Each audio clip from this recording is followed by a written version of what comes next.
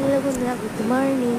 তো এখন থেকে আমি মিনি ব্লগ শুরু করছি। তো চাটা খেয়ে স্নান করে নিচে নামলাম, হচ্ছে নেমে পুজো টুজো করলাম। তো সোমবার আজকে, তো যাই হোক শিব পুজোটা এখন করলাম না।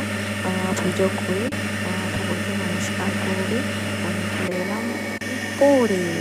দেখতে পাচ্ছি নমস্কার করলাম, ঠাকুর বললো ঘরে আসো।